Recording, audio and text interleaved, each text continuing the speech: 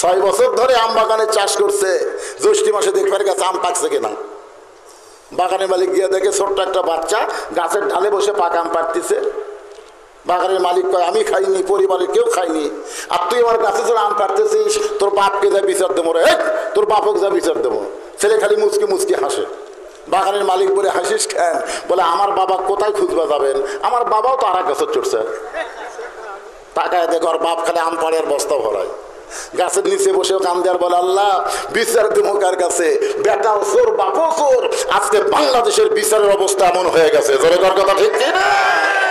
কার কাছে বিচার দেবে? মুরগি চোরাক মেম্বরের কাছে নিয়ে যাচ্ছেন, মেম্বর গম চুরি করে, চাউল চুরি করে, জোরে কর কথা ঠিক কিনা? চোর কোনোদিন চোরের বিচার করতে পারে না। আর বলেন তো বর্তমানে আমাদের বাংলাদেশে সবচাইতে বড় বিপদের নাম কি? বর্তমানে আমাদের বাংলাদেশ, আমি অন্য দেশের কথা বলতেছি না, আমাদের বাংলাদেশে সবচাইতে বড় বিপদ আছে না নাই? আছে। সবচাইতে বড় বিপদ হলো কোরআনের আলোচনা শুনবে, মুসলমান কোরআন অনুযায়ী চলবে না। এর চাইতে বড় বিপদ নাই বাংলাদেশে, জোরে কোন কথা ঠিক কি না? আপনার বলেন কোরআনের মাহফিল আছে কিন্তু কোরআনের কি নাই? চলন নাই। সেদিন ষোড়শী নির্জন পথে যাবে, কোন জন কটু কথা কবে না। পথে আর প্রান্তরে সম্পদের মোহে পড়ে খুন আর জানি হবে না। সবাই বলেন যদি মেনে চলি কোরআন, জোরে বলেন যদি মেনে চলি কোরআন আর রাসূলের বিধান, সকলেই শান্তিতে থাকবে। বাংলার আকাশে কলেমার পতাকা সেদিন দুলবে। সবচাইতে বড় বিপদ হলো আমাদের যুবকদের হাতে 4G 5G মোবাইল। যে যুবকদের হাতে 4G 5G মোবাইল আছে এই যুবক কিন্তু ভালো কিছু দেখতে পারে, খারাপ কিছু দেখতে পারে, জোরে কোন কথা ঠিক কিনা? আপনি বলেন তো দরজা জানলা বন্ধ করে, এখন বাপ মা ঘুমায় গেছে, এখন যুবক যদি অশ্লীল ভিডিও বের করে দেখে, দেখতে পারে কি পারে না? জোরে কোন পারে কি পারে না? দেখতে পারে। এখন এই সমস্ত যুবকদেরকে অশ্লীল ভিডিও দেখা থেকে বঞ্চিত করার জন্য, বিরত রাখার জন্য যে জিনিসটা বাংলাদেশে দরকার সেই জিনিসটা আমাদের বাংলাদেশে চালু নাই। সেই জিনিসটা হলো ইন্নাস সালাতা তানহানিল ফাহশাই ওয়াল মুনকার। একমাত্র নামাজই পারে মানুষকে যাবতীয় খারাপি থেকে, অশ্লীলতা থেকে হেফাজত করতে। আমি 2 জন ব্যক্তির নাম বলবো। একজন আল্লাহর জন্য মারা গেছে, আর একজন এমনি এমনি মরছে। যিনি আল্লাহর জন্য জীবন দিয়েছেন তার নাম হলো হোসাইন, আর এমনি এমনি যে মরছে তার নাম হলো ইয়াজিদ। আপনার বলেন তো এই 2 জনের মধ্যে কে মরেননি? আরে বুঝবার পারেন না? আজও বাংলাদেশে হোসাইনের দল যারা করতেছে, বাতিলের সঙ্গে আপোষ না করে নিজের জীবন উৎসর্গ করতেছে, কিয়ামত পর্যন্ত আল্লাহ তাদেরকে অমর করে রাখবে। জোরে কথা ঠিক কিনা? ভাইজান, হোসেন রাদিয়াল্লাহকে হত্যা করার পরে ওই মাথাটা কিন্তু কারবালায় ছিল না, দেহ ছিল কারবালায়, কিন্তু মাথাটা কারবালায় ছিল না। ওই মাথাটা নিয়ে যাওয়া হলো দামেস্কে। কোথায়? দামেস্কে নিয়ে যাওয়া হলো। ওই সময় ইয়াজিদ ক্ষমতার চেয়ারে বসেছিল। ইয়াজিদের সামনে যখন হোসেন রাদিয়াল্লাহর মাথাটা হাজির করা হয়, ইয়াজিদের হাতে একটা লাঠি ছিল, লাঠি। ওই লাঠিটা হোসেনের মুখের মধ্যে ঢুকায় বলে, হোসেন খালি জেদ করার কারণে আজ তুমি শেষ হয়ে গেলে। দেখো তুমি কোথায় আর আমি কোথায়, শুধু জেদ করার কারণে আজ তুমি শেষ হয়ে গেলে। দেহ এক জায়গাত, মাথা এক জায়গাত, আর আমি ইয়াজিদ সিংহাসনে বসে আছি। তুমি কোথায় আর আমি কোথায়, তুমি শেষ। সমস্ত সাহাবীরা, ইয়াজিদের সামনে যত সাহাবী ছিল, যত মুসলমান ছিল, সবাই মাথা নিচু করে বসে আছে। ইয়াজিদ এমন কিছু করতেছে, মুখের মধ্যে লাঠি ঢুকাই দিয়া তিরস্কারমূলক কথা বলতেছে, তাও মুসলমানেরা মাথা তুলা ইয়াজিদের বিরুদ্ধে কিছুই বলতে পারতেছে না, কারণ বললেই মাথা যাবে। ইমানের গুরুত্ব না দিয়া মানুষ যখন জীবনের গুরুত্ব দেয় তখন বাতিল মাথা ছাড়া দেয়। জোরে কথা ঠিক কথা বল না। আজকে বাংলাদেশে মুসলমানেরা ইমানের চাইতে জীবনের গুরুত্ব বেশি দিছে, বাঁচার চেষ্টায় ব্যস্ত হচ্ছে। যতই চেষ্টা করেন আপনি বাঁচতে পারবেন না, আপনার মরা লাগবে। যারা আল্লাহর যদি মরতে চায় না তারা শিয়াল কুত্তার মতন মরবে। জোরে কোন কথা ঠিক না? আপনি একজন মুসলমানের বাচ্চা হয়ে শিয়াল কুত্তার মতন মরবার চান? দেখেন ইয়াজিদ বারবার যখন তিরস্কার করতেছে, প্রত্যেকটা মুসলমান মাথা নিচু করে বসে আছে, লোকমা দেওয়ার কেউ নাই। কারণ ইয়াজিদ যে রাষ্ট্র চালায় নিজের ইচ্ছায়, আল্লাহর আইন দিয়ে যদি রাষ্ট্র চালাতো তাহলে লোকমা দেওয়ার মুসলমান থাকতো। যখন কোনো মানুষ নিজের ইচ্ছায় রাষ্ট্র চালায়, ওই মানুষের ভুল ধরলে তার বিপদ হয়ে যাবে। জোরে কোন কথা ঠিক কিনা? আর আল্লাহর আইন দিয়ে যখন রাষ্ট্র চালায়, অর্ধ পৃথিবীর খলিফা হযরত ওমর জুমার দিনে যখন খুতবা দিচ্ছেন, এমন সময় মাঝখান থেকে এক মুসল্লি দাঁড়িয়ে বলতেছে, আমিরুল মুমিনিন আপনার খুতবা শুনবো না। ওমর ফারুক বলেন, আমার অপরাধ কি? বলে, আপনার অপরাধ হলো আমাদেরকে খাটো পাঞ্জাবি দিয়ে আপনি লম্বা জুব্বা পরে খুতবা দেন। আমাদেরকে খাটো পাঞ্জাবি দিয়ে আপনি লম্বা জুব্বা কোথায় পেলেন? এটা না বলা পর্যন্ত আপনার খুতবা আমরা শুনবো না। বাংলাদেশের মতন ৯৬টা দেশের খলিফা, সুবহানাল্লাহ, আর সেই লোকটা জুব্বা একটু লম্বা কাগজ দিছে, খুতবা বন্ধ করে দিচ্ছে। এর নাম হলো লোকমা দেওয়া। ধরে কোন কি দেওয়া? ওমর ফারুক তো বলতে পারতেন, এটা কে রে? আমার ওয়াজের দিকে না তাকায় আমার জুব্বা দেখলো ধর না, এই কথা হযরত ওমর কয়নি, কারণ সবাই খাটো, তিনি লম্বা, লোকমা দেওয়া ঠিক আছে। ওমরের চোখ দিয়ে যখন দরদর করে পানি পড়তেছে, এমন সময় ৬ লক্ষ হাদিসের হাফেজ আব্দুল্লাহ ইবনে ওমর বাবার পাশে দাঁড়ায় বলতেছে, রে নবীর সাহাবীরা, তোমরা খাটো পাঞ্জাবি হলেও নতুন কাপড় পরে আজকে জুমার নামাজ পড়তেছো, কিন্তু আমার পরনে দেখো নতুন কোনো কাপড় নাই। ওসমান গনি বলতেছে, আব্দুল্লাহ, আজকে জুমার দিনে সবাই নতুন কাপড় পরছে, অথচ তুমি পুরাতন কাপড় পরে কেন মসজিদে? আব্দুল্লাহ বলতেছে, আমি যদি নতুন কাপড় পরতাম তাহলে আমার বাবার জুব্বা লম্বা হতো না। দুনিয়ার সবাই যখন ঘুমায় গেছে, তখন এই মানুষটা এই যে আজ লম্বা জুব্বা পরে খুতবা দিচ্ছে, আর তোমরা খুতবা আটকে দিলে, এই মানুষটা ইয়েতিমের মতন আমার ঘরের দরজায় গভীর রাত আমার ঘরের দরজায় গিয়ে বলতেছে, আব্দুল্লাহ রে, একটু দরজা খুলে দে বাবা। আমি আব্দুল্লাহ দরজা খুলে দেখি আমার বাবা নতুন একটা পাঞ্জাবি নিয়ে দাঁড়ায় আছে। আমি বললাম, বাবা, বাইতুল মাল থেকে একটা পাঞ্জাবি আমারে দিল, আপনি গভীর রাত্রে আর একটা দিবার আইছেন। নেতার বেটা তো, কি কন, একটা আমার দিছে আর একটা আপনি দিবার আইছেন।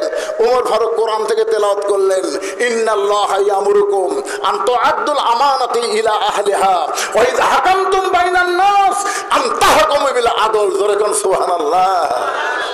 ৬ বছর ধরে আম বাগানে চাষ করছে, জ্যৈষ্ঠী মাসে দেখবার গেছে আম পাকছে কিনা।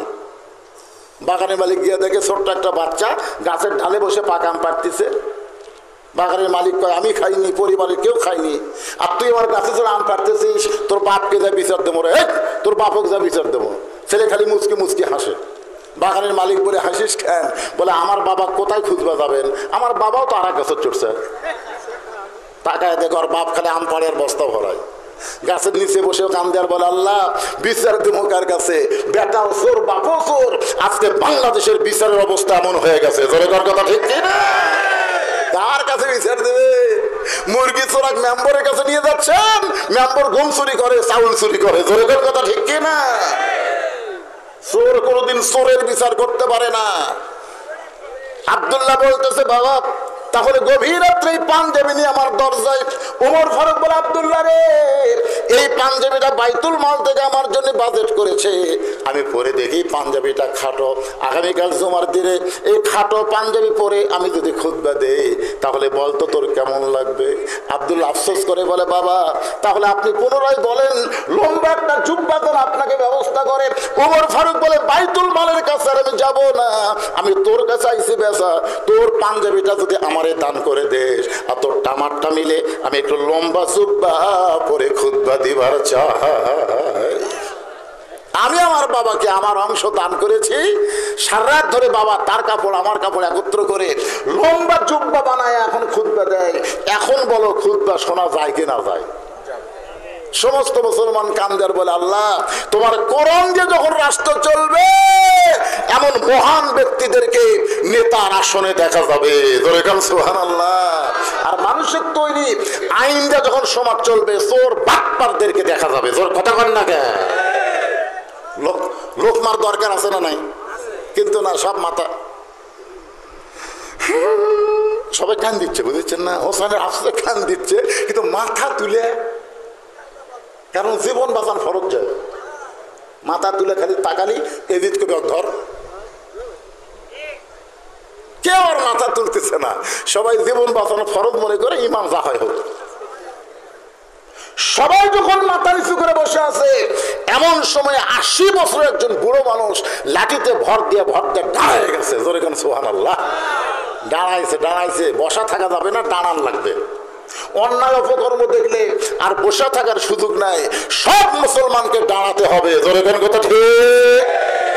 আমরা এত দুর্বল হয়ে গেছি, সারাদিন আক্কেলপুর বাজারে বাজার করি, আর নামাজের সময় মসজিদে গেলে চেয়ারত বসি। জোরে কেন কথা ঠিক? ফেরেস্তা গায়ে আল্লাহ আর কান্দের ফেরেস্তা। এই শয়তান সারাদিন ঘুরলো, 10 কেজি ব্যাগ নিয়ে বাড়ির থেকে বাজার থেকে বাড়িতে গেল, ওর বসা লাগলো না। আর তোমার ঘরটা সে চেয়ারত বসলো। আজকে জিজ্ঞাসা করেন, কে ভাই চেয়ারত বসলেন কেন? শরীরে বল পাই না বাবা, শরীরে বল। ও তুই হাট বাজারত বল পাস, মসজিদের মধ্যে ঢুকলেই দুর্বল হয়ে যায়। আপনি জানেন জামাত পড়া যেমন ওয়াজিব, কাতার সোজা করা হলো তার চাইতে বড় ওয়াজিব। যেরকম কথা ঠিক। সাহাবীরা বললেন, হুজুর কাতার কেমনে সোজা করব? আল্লাহ রাসূল বললেন, পায়ের গোড়ালির সঙ্গে গোড়ালি মিল করে তোমরা কাতার সোজা করো। যেই বেটা চেয়ারে বসে ওই বসলো গুটি, আর গোড়া গেল গুটি। এই ধরনের ফতুয়ার কিতাবে বলা হচ্ছে, এইরকম লোক যদি মসজিদে আসে, আপনারা 4-5 জন শক্তিশালী যুবক যারা, ওর চেয়ার সহ ধরবেন। যাই চেয়ারে বসছে ওর চেয়ার সহ ধরে, যেরকম আগে ঢুলিত করে নতুন বউ নিয়ে যেত, ঠিক ওইভাবে ঢুলি বেটা চেয়ার সহ ধরে আস্তে করে বারান্দার থবেন। তোর যদি এতই নামাজ পড়ার মন চাই, সামনে কাতার না, এই কাতারের মধ্যে না বারান্দার থাক। কারণ তোর কারণে আমাদের জামাত থাকা রাখবো না। জামাতে নামাজ আদায় করতে গেলে কাতার সোজা হবে। যেরকম ঠিক। নামাজের মধ্যে যে কয়টা ফরজ আছে, তার মধ্যে একটা ফরজ হলো দাঁড়িয়ে নামাজ পড়া। আল্লাহ কোরআনে বলেছেন, কুমু লিল্লাহি কানিতিন, দাঁড়াও, আনুগত্য নিয়ে দাঁড়াও। চেয়ারে বসলে কোনোদিন আনুগত্য হয় না। নবী সাহাবেরা কোনোদিন চেয়ারে বসে নামাজ পড়েনি। এখন মক্কা মদিনার তা ঘুরে আসা কয়, হুজুর ফতুয়া যতই মারেন মক্কার দেখে আইছি। আরে পাগলা, মক্কা দলিল না, দলিল হলো আল্লাহর কোরআন। ধরে কোন ঠিক না? একটু মনোযোগ দা কথাগুলো শুনতে হবে। 80 বছর একজন সাহাবী লাঠিতে ভর দিয়ে দাঁড়ায় বলতেছে, তুমি চার মুখে লাঠি ঢুকায় বলতেছো শেষ হয়ে গেছো, শেষ হয়ে গেছো। ইয়াজিদ রে, যাকে তুমি বলতেছো শেষ হয়ে গেছো, তুমি তারে চিনো না। যদি চিনবার পারতা এরকম বেয়াদবি তুমি করতে না। তুমি যার মুখে লাঠি ঢুকায় তিরস্কার করতেছো, হোসাইন তুমি শেষ। আমি জানি এইটাকে। আমি 10 বছর একাধারে নবীর বাড়িতে খেদমত করেছি। কয় বছর? আমি একদিন নবীর পাশে দাঁড়ায় আছি, আল্লাহর নবী নফল নামাজের নিয়ত করলেন। নবী যখন রুকুর থেকে সেজদাত গেছে, এমন সময় যার মুখে লাঠি ঢুকাইছো ওই হোসাইন তখন ছোট্ট ছিল, কোত্থেকে দৌড়ে এসে নবীর পিঠে চড়ে বলতেছে, চল ঘোড়া চল, চল ঘোড়া চল। আমি দৌড়ে গিয়ে হোসাইনকে নবীর পিঠ থেকে নামাবার চাই, কিন্তু আল্লাহ নবী নামাজ পড়া অবস্থায় হাতের ইশারা করলেন নামাজ না। কিন্তু যখন হোসাইন নবীর পিঠে থাকার পরে এক সময় বলতেছে, যে ঘোড়া চলে না এই ঘোড়ার পিঠে বসে আমি থাকবো না। এবারে ছোট্ট হোসেন রাগ করে যখন চলে যায়, এক সময় নবী নামাজ শেষ করে যখন সালাম ফেরায়, আমি বললাম, ইয়া রাসূলুল্লাহ, হোসেন বেয়াদবি করতেছিল, আপনার পিঠে চড়ে চল ঘোড়া চল, চল ঘোড়া চল। আমি তখন হোসেনকে পিঠ থেকে নামাবার চাইলাম, অথচ আপনি ইশারা করলেন নামাজ না। কারণ কি? রাসূল বলে, আনাস, আনাস রে, আমি হোসেনকে পিঠ থেকে নামাবার চাইছিলাম, কিন্তু নামাজের মালিক আল্লাহ ডাক দিল, হাবিব, আপনার পিঠে চড়ে যে বাচ্চা ঘোড়া ঘোড়া খেলতেছে, আমি আল্লাহ তাকে এতই ভালোবাসি, যতক্ষণ আপনার পিঠে বসে থাকবে আপনি তাকে পিঠ থেকে নামাবেন না। যে হোসাইন নানার পিঠে চড়ে চল ঘোড়া চল চল ঘোড়া চল বলে, নানা যাকে আদর করে মুখের চুমা খায়, আর তুমি সেই মুখের মধ্যে লাঠি ঢুকায় বলতেছো হোসাইন তুমি শেষ,